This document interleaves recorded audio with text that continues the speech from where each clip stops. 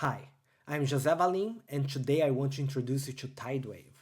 Tidewave is a tool that connects your web application to editors and AI agents such as Claude, Zed, Cursor, Windsurf, and others.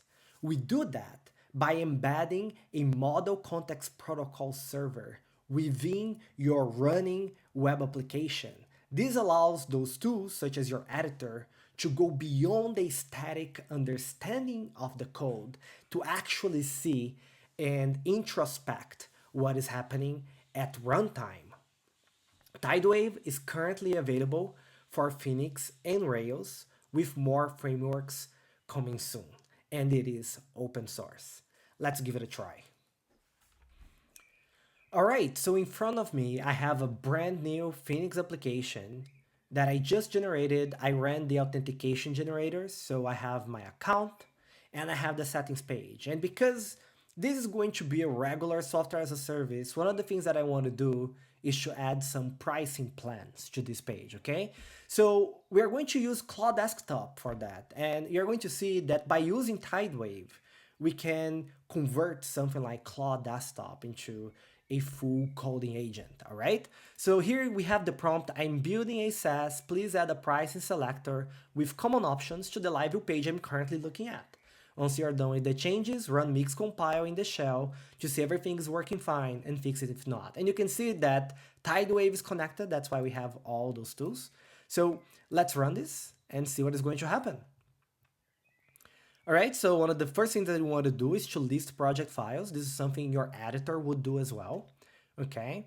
But this is something very specific to Tidewave because Tidewave is running alongside your web application. It's like, oh, I can actually tell you which pages the user is seeing right now. So let's allow that to run.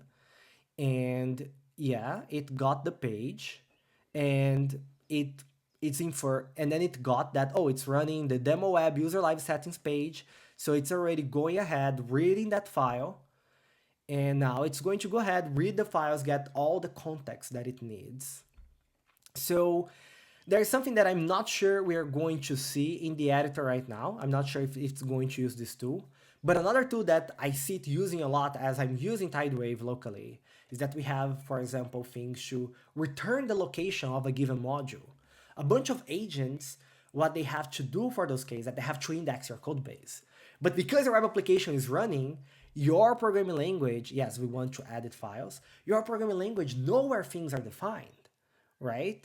So because it knows where things are defined, we can just use the programming language to get this information and give it to the assistant.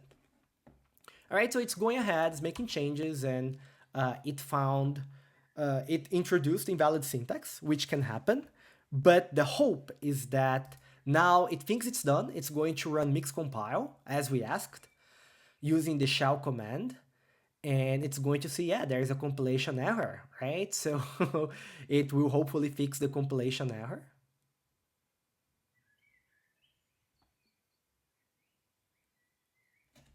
Just have to wait a little bit more. It's compiling again. There are still issues with the code. But that's the idea, right? We don't do anything. We just vibe and wait until we have a working application. So it's fixing it, and we can see that auto reload automatically kicked in. And yeah, it did a pricing select. It did a good sketch of some subscription plans for us, right? Which now we can go either add the logic to add this, to add the integration to Stripe or River database, or whatever, or you can ask the AI to take the rest of the project forward for you as well. But that's it, right? This is a very quick example of how we're able to get a really nice subscription plan working for us in just a couple minutes.